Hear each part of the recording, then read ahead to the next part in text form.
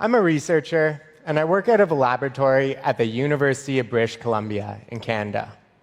We focus on drugs like cannabis and some psychedelics like LSD and psilocybin mushrooms. I've been really curious how people use these substances to improve their health. So over the past 3 years, I've teamed up with an international team of scientists to launch the largest study of microdosing. And I'm really pumped to be here to tell you what microdosing is, why people are doing it, and a little bit about if it works. Before I jump into that, I want to acknowledge that my university and home, where most of this research has been conducted, is located on the unceded territory of the Syilx Okanagan people.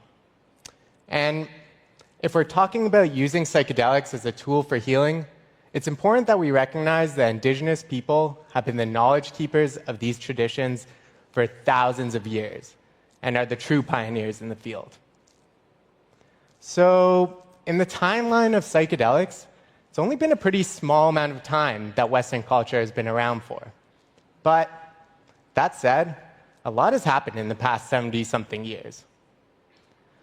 The mind-altering effects of psychedelics helped to shape the counterculture movement of the 1960s. And now, scientists are exploring the use of large doses of psychedelics as a tool for curing some really hard-to-treat disorders, like post-traumatic stress, depression, and anxiety. If there's one word that characterizes all these different uses of psychedelics, it's big. Big doses are used to create big effects.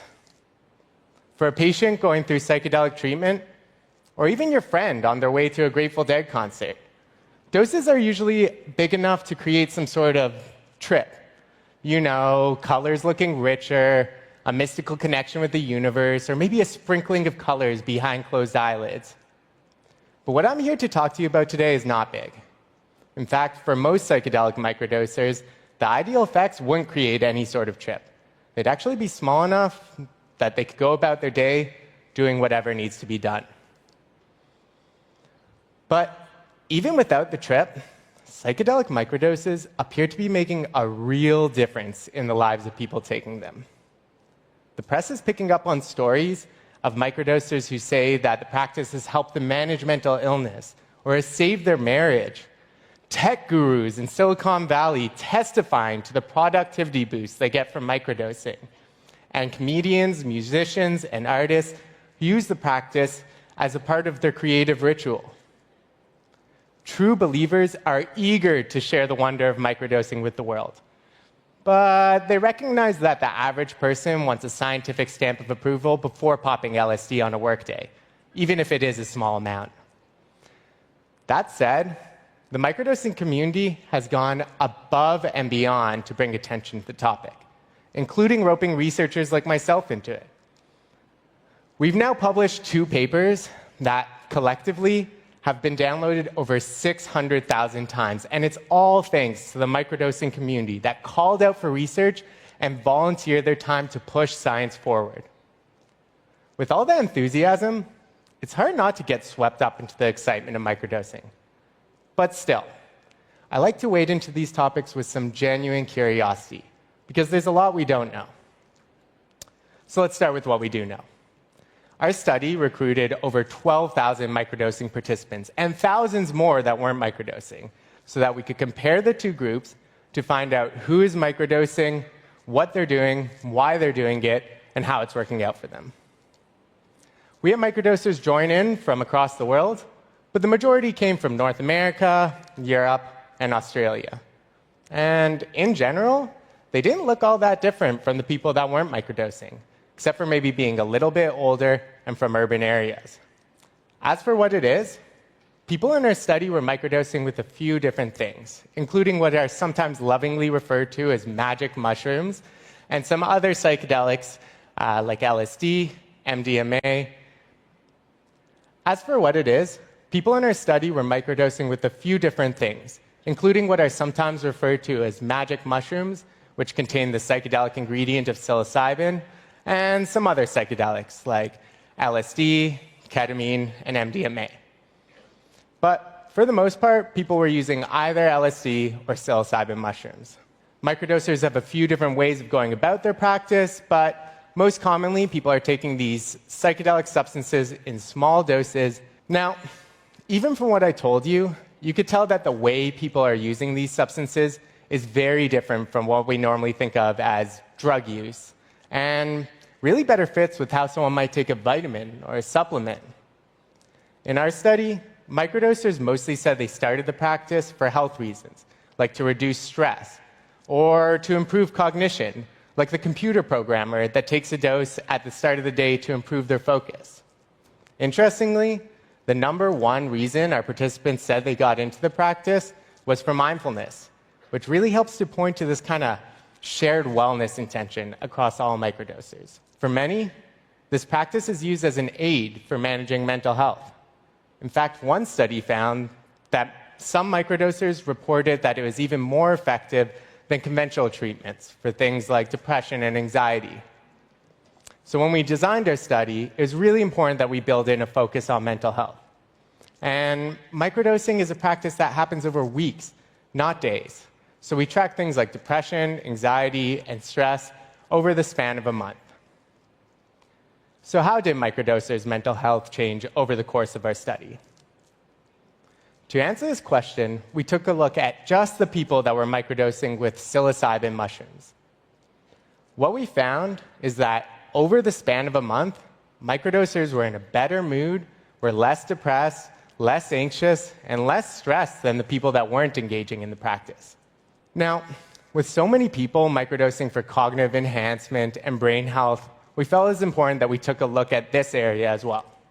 So what we did is we included some measures of cognitive ability, one of which is called the finger tap test. And yes, it's exactly what it sounds like.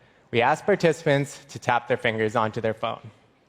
As simple as it is, this test makes a pretty good proxy for brain health and has been used to spot diseases like Parkinson's. We gave this tap test to everyone in our study, but our brains really change as we get older, so we were sure to look at younger and older people separately. What we found is the same pattern as with mental health.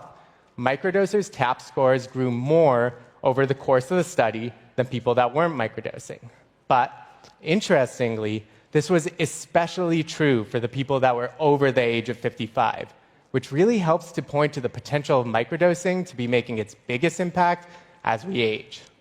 I mentioned earlier that microdosers tend to have a few different ways of going about their practice. Well, one thing that we picked up on in our study is that more than half of our microdosing participants said that they were combining their psychedelic substances with other non-psychedelic substances in a process called stacking. So what were people mixing together? Well, mostly it was natural products with corresponding health benefits, like cacao, the raw version of chocolate, which is mixed in for mood and mental health, or lion's mane mushrooms that are often put into the mix because they've been suggested to help protect our brains. With all these different combinations appearing, how do we know that what we found is related to the psychedelics and not due to these additional stacked substances? So what we did is we compared our microdosers that were using only psilocybin mushrooms to the ones that stacked, with a popular combination consisting of lion's mane mushrooms and niacin. And although all microdoses, stacked and non, were related to more improvement than doing nothing, the stacked combination came out on top for TAP score improvement over the month of our study. So, from what it looks like here, the stacked combination may have actually been helping to boost some of these microdosing benefits. So, these are just the first things to come out of our study, but many questions remain. At the forefront of these is how expectations might be playing into our findings. Our study showed that microdosers were doing better over time, but is that mostly due to the fact that they thought they were going to get better when they started the study? We didn't tell anyone in our study to start microdosing or to not, so anyone that did probably started because they thought it was going to work. So how much of this mental health and cognition boost that we found is really related to microdosing? And how much of it is due to a placebo effect where our participants started doing better because they expected to? Future studies are on their way to unpacking these questions. And the ones that are emerging are working closely with the microdosing community to develop new ways to approach the placebo effect in this context. So for me, as a clinical scientist, it's not my job to say whether microdosing is good or bad, but rather to find ways to walk alongside this group as they find their own path to wellness. Our study asked the question, why are you microdosing? And the resounding response from participants was to be more mindful. And I think the same applies here.